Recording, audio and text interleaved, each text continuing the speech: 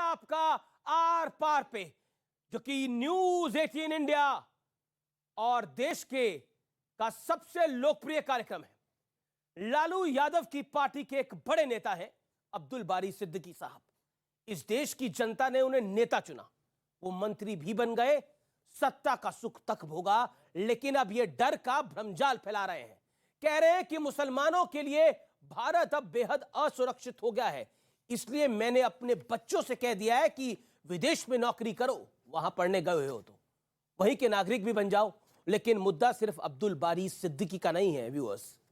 योगी सरकार ने जब मदरसों को मॉडर्न बनाने का फैसला किया तो ओवैसी की पार्टी के साथ साथ कई सेकुलर दल साथ में जुड़ गए और कहने लगे कि बीजेपी की सरकार को नफरत है एक वर्ग से, और ओवैसी की पार्टी वाले तो कहते हैं कि टोपी और दाढ़ी वालों को टारगेट किया जा रहा है। राहुल गांधी तो बार बार यह कह रहे हैं कि मैं नफरत वाले माहौल में मोहब्बत की दुकान खोल रहा हूं।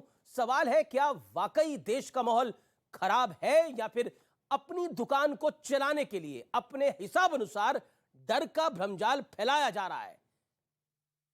और आज जरा डर वाले एजेंडे की क्रोनोलॉजी समझिए। सीए के नाम, एनआरसी के नाम पर, 370 के नाम पर, 3 तलाक के नाम पर ऐसा ही एजेंडा चलाया गया इस मुल्क में। यानी कि साल बदल रहा है लेकिन भ्रमजाल के हाल में कोई बदलाव नहीं है।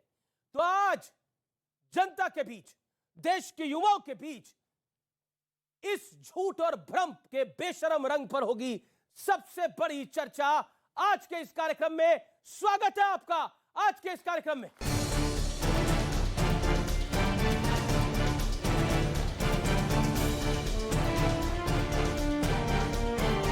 तो जो देश का माहौल है, अब आप कहिएगा भाई आप तो खुद हो या, तो हमने कहा अपने बेटा बेटी को कि नौकरी कर लो उधर ही, अगर सिटीजनशिप भी मिले तो ले लेना। अब इंडिया में माहौल नहीं रह गया, तुम लोग झेल पाओगे या नहीं झेल पाओगे। ये लालू यादव के बेहद करीबी और आरजेडी के बड़े नेता अब्दुल बारी सिद्दीकी।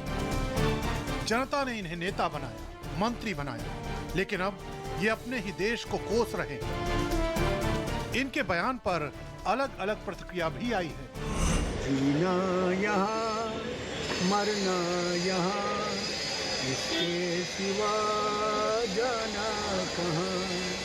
तू भी यहाँ, मैं भी यहाँ, हमने रहना है भी यहाँ।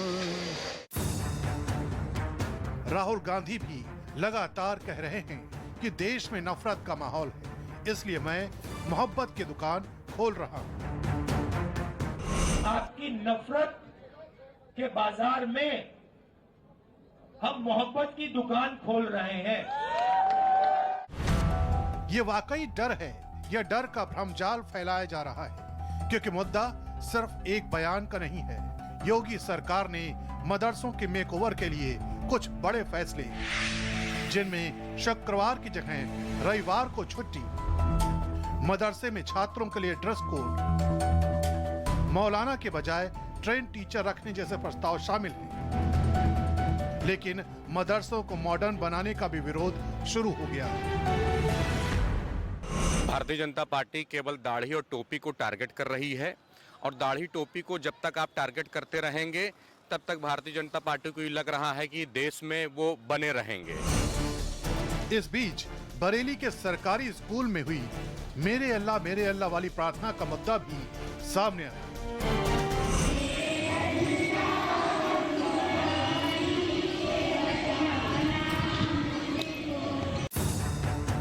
इस घटना के बाद स्कूल के प्रिंसिपल नाहिद सिद्दीकी को सस्पेंड कर दिया गया। सवाल ये भी है कि झारखंड में दिलावर रबिका पहाड़िन के 50 टुकड़े कर देता है।